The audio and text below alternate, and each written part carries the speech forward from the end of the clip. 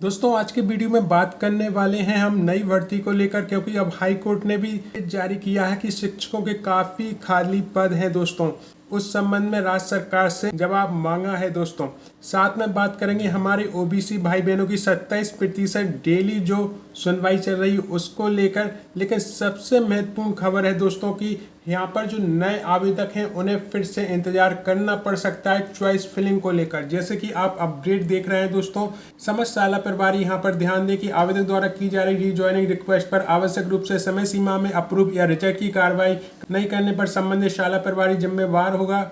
यहाँ पर पहला पॉइंट देखें, शाला प्रभारी रिक्ति अपडेशन की कार्रवाई दिनांक 16/7/2026 को शाम 5 बजे तक कर सकेंगे। रीजॉइनिंग की कार्रवाई आवेदक दिनांक 20/7/2026 तक कर सकेंगे और रीजॉइनिंग रिक्वेस्ट को अप्रूव या रिजेक्ट करने की कार्रवाई 20/7/2026 तक कर सकेंगे दोस्तों।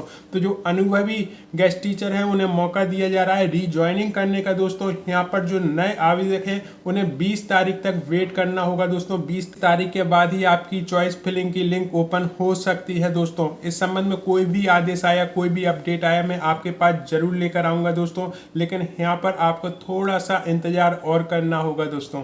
भाई दोस्तों, हाई कोर्ट में डे टू डे सुनवाई जारी है ओबीसी वर्ग 27% आरक्षण को लेकर। यहाँ पर आप देखेंगे तो ओबीसी आरक्षण में हाई कोर्ट में सुनवाई, दलील जनसंख्या के आधार पर नहीं बढ़ सकता आरक्षण। याचिकाकर्ताओं ने कोर्ट में 50% की सीमा लांघने पर सुप्रीम कोर्ट के आदेश का दिया हवाला। पूरी अपडेट देखें दोस्तों तो प्रदेश सरकार द्वारा ओबीसी आरक्षण 27% किए जाने के मामले में हाई कोर्ट की विशेष बेंच ने डे टू डे सुनवाई जारी की। जस्टिस श्री आनंद पाठक और जस्टिस श्री विनय शराब की बेंच ने इस मामले के रोजाना सुनवाई कर रही। सुनवाई के दूसरे दिन भी याचिकाकर्ताओं की ओर से अपनी दलीलें पेश की गई। सुप्रीम कोर्ट के वरिष्ठ अधिवक्ता श्री अमन लेखी और श्री गोपाल शंकर नारायण ने पक्ष रखा है कि उनका तर्क था कि जनसंख्या के आधार पर आरक्षण देने का कोई प्रावधान नहीं है। याचिकाकर्ताओं ने सर्वोच्च न्यायालय के इंदिरा शाहनी मामले के फैसले का हवाला दिया है, जिसमें आरक्षण की सीमा 50% से अधिक न होने का स्पष्ट आदेश दिया था। कहा कि 10% ईडब्ल्यूएस कोटा पहले से ही लागू है दोस्तों। यहाँ पर आप पूरी अपडेट देखेंगे दोस्तों तो लगातार सुनवाई जारी है और आपको मालूम है कि हर एक भर्ती में 13% पद जो है होल्ड किए जाते हैं दोस्तों।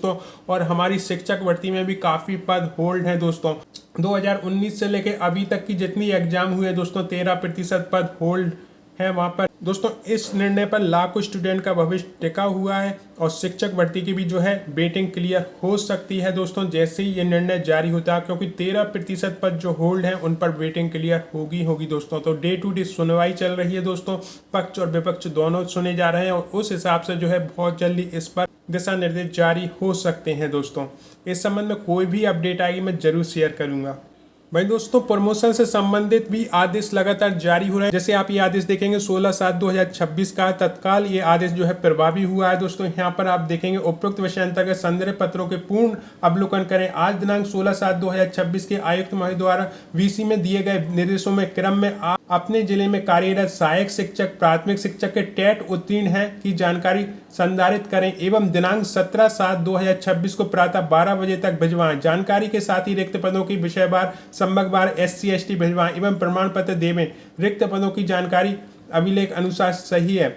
तो दोस्तों, मध्य प्रदेश लोक सेवा पदोन्नति नियम 2025 के तहत ये कार्रवाई की जा रही है। तत्काल रूप से प्रभावी कार्रवाई है दोस्तों। 16/7/2026 को ये जो है आदेश जारी किया गया है दोस्तों और बहुत जल्दी जो है प्रमोशन हो सकते हैं। प्रमोशन का फायदा ये होगा दोस्तों कि नए पद वहाँ पर रिक्त होते हैं और वहाँ पर नई भर्तियाँ की जाती हैं दोस्तों। तो इसका भी लाभ आप सभी को मिलेगा। इसके साथ ही हाई कोर्ट ने भी दोस्तों दिशा निर्देश जारी किए हैं। मध्य प्रदेश में स्कूल में काफी पद खाली हैं शिक्षकों को, उसको लेकर चिंता जताई है। यहाँ पर आप देखेंगे दोस्तों 435 स्कूल में छात्र नहीं, फिर भी शिक्षक पद। सरकार को नोटिस 4 सप्ताह में देना होगा जवाब। मध्य प्रदेश में 1895 सरकारी स्कूल में एक भी शिक्षक नहीं।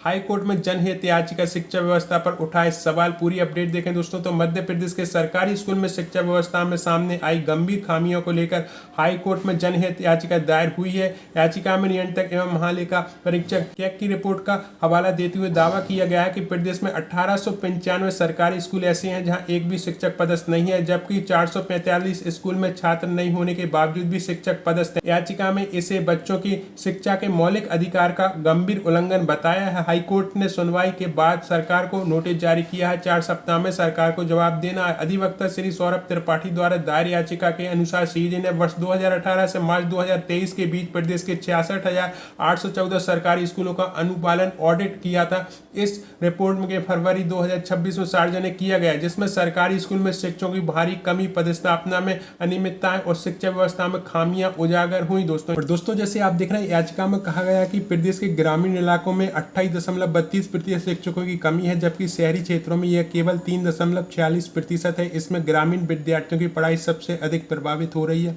ये भी उल्लेख है कि हाई स्कूल परीक्षा परिणाम लगातार गिर रहा है। 2018-19 में जहां पास प्रतिशत 67.74 था, वहीं 2021-22 में ये घटकर 38.53 रह गया।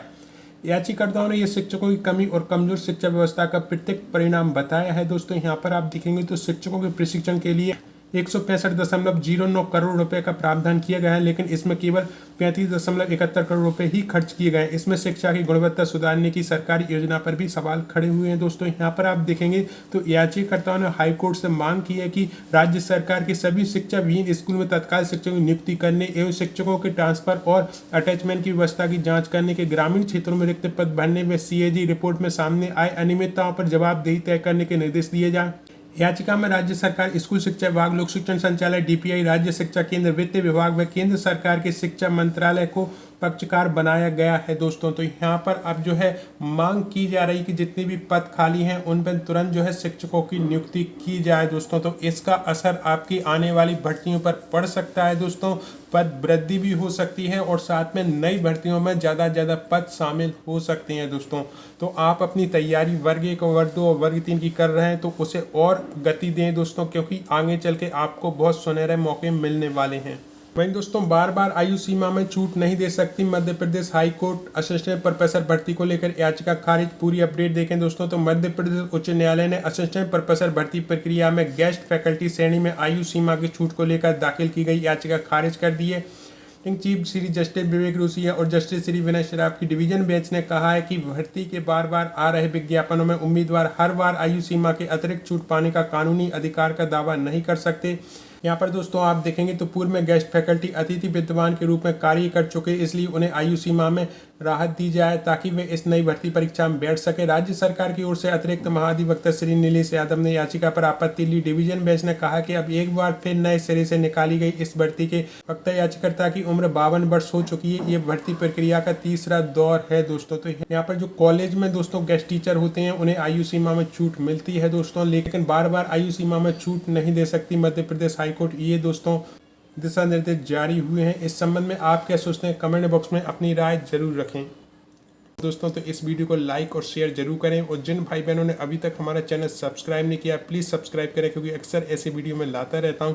आपने इस वीडियो को देखने के लिए इतना कीमती समय दिया उसके लिए दिल से धन्यवाद।